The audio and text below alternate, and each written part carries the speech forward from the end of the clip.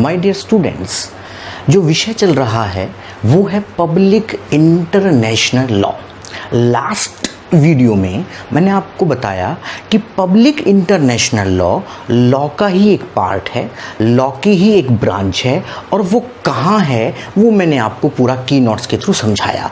और मेमोराइज यदि हम करें, रिवीजन यदि हम करें, तो आपको भी याद होगा, मुझे भी याद है। पब्लिक इंटरनेशनल लॉ वो पूरा फ्रेमवर्क आपके माइंड में आना चाहिए, पूरा की नोट्स आपके माइंड में आना चाहिए।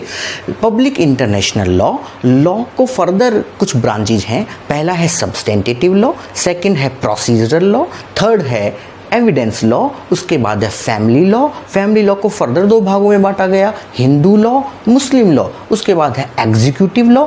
एग्जीक्यूटिव लॉ को फर्दर दो भागों में बांटा गया, public law and private law. Private law को फर्दर दो भागों में बांटा गया। The first is domestic law, national law, and second is international law. यही वो है पब्लिक इंटरनेशनल लॉ जिसकी हम स्टडी कर रहे हैं। Now the public international law को और एक्सप्लेन करने के लिए नेक्स्ट की नोट्स है आपके सामने, public international law.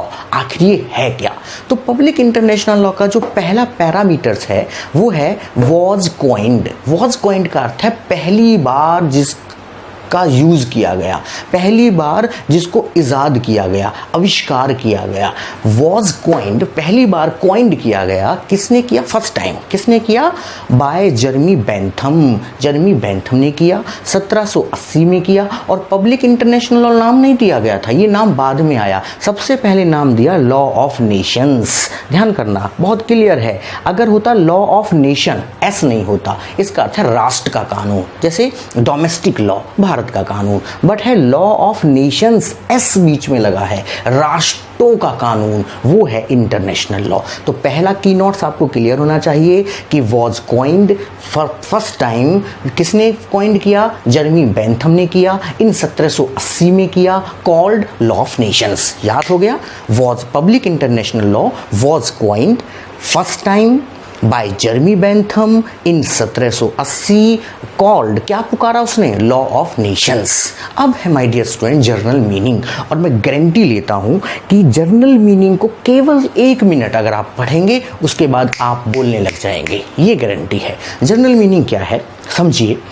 Journal meaning है इट इज अ बॉडी, यह एक बॉडी है। क्वेश्चन अराइज होता है, क्वेश्चन कीजिए। जब भी कभी आपको याद करना है क्या, कौन, ये शब्द लगाएं, अगले शब्द खुद ब खुद आएंगे। इट इज अ बॉडी, यह एक बॉडी है। किस चीज की बॉडी है? प्लास्टिक की बॉडी है, स्टील की बॉडी है, लोहे की बॉडी है? नहीं, it is a body of rules and regulations. Rules and regulation की बॉडी है। करती क्या है ये? विच रेगुलेट, जो रेगुलेट करती है। रेगुलेट शब्द आपको याद आया होगा रेगुलेटर से, जहाँ एलपीजी, इसका अर्थ है सप्लाई करना। विच रेगुलेट, सप्लाई करती है। क्या सप्लाई करती है? कंडक्ट एंड रिलेशंस, व्यवहार। कंडक्ट एंड रिलेशंस, किसके conduct and relations? Of members, सदस्यों के, मेंबर्स के। भाई कहाँ के मेंबर हैं वे? Of international community. My dear students, इतना करने के बाद मैं नोटबुक बंद करवा देता हूँ, बोर्ड से मिटा देता हूँ, और फिर बच्चों से कहता हूँ कि आपको याद हो चुका है, बस फोकस करना है। अब मेरे साथ आप रिवाइज करेंगे। जर्नल मीनिंग, कोई पूछे पब्लिक इंटरनेशनल लॉ क्या है, आप बिल्कुल विद इन 1 सेकेंड उसको जवाब दे सकते हैं। क्या है public international law? It is a body, यह एक बॉडी है। किस चीज की बॉडी है?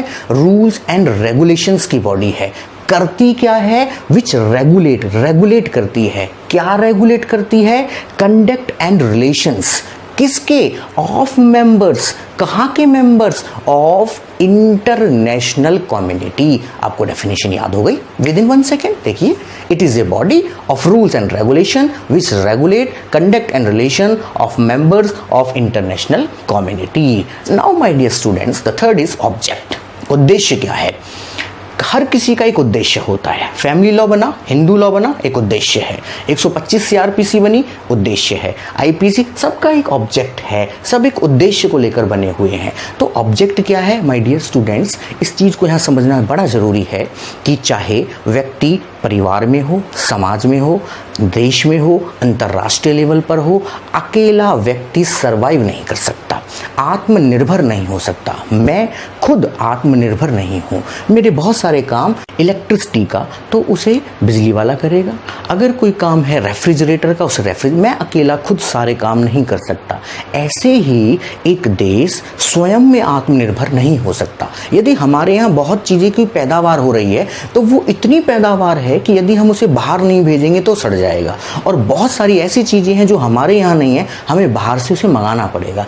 इसीलिए हमारे संबंध आपसी और विदेशों से, जो दूर के देश हैं, जो नज़दीक के देश हैं, उनसे मधुर होने चाहिए। इसलिए मैं बोलता हूँ public international law is a harmonious law, एक मिलान करने वाला लॉ है।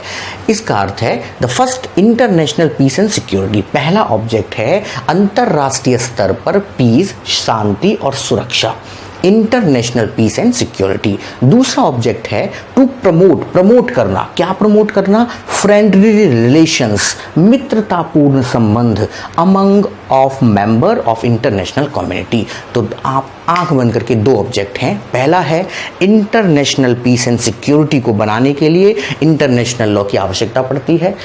Friendly relations among the other countries, दूसरे देशों से बनाने के लिए हमें पब्लिक इंटरनेशनल लॉ की जरूरत पड़ती है। Now the my dear students, definition पे आता है। ओपिनियन ने एक डेफिनेशन दी, और मैं कभी भी जो लोग डेफिनेशन लिख के चले गए उनकी डेफिनेशनों को ना तो क्लास में करवाता हूँ ना, क्योंकि वो जो बोल कर गए हैं उनको पूछा जाए कि उन्होंने ऐसा क्यों बोला, मैं उसको एक्सप्लेन नहीं कर सकता, वो आपको याद करनी होगी, रखनी होगी, उस पर मैं ज़्यादा नहीं कह सकता। तो ओपिनियन ने एक डेफिनेशन दी है, फैनविक ने एक डेफिनेशन दी है, और भी कुछ दो तीन हैं, उनको डेफिनेशन को आप याद करेंगे। तो पब्लिक इंटरनेशनल लॉ बिना देखे माय डियर स्टूडेंट्स हम याद करेंगे। पब्लिक इंटरनेशनल लॉ का पहला जो की नोट्स है was coined first time by Jeremy Bentham in 1780 called law of nations. चलिए हटाइए इसको। सेकंड है जनरल मीनिंग क्या है, डेफिनेशन क्या है, वो आपको ऐसे याद होनी चाहिए। क्या है? It is a body of rules and regulations which regulate conduct and relations of members of international community. Simple. The third is object क्या है? International peace and security. Second है to promote friendly relations among other countries. Definition में opinion and family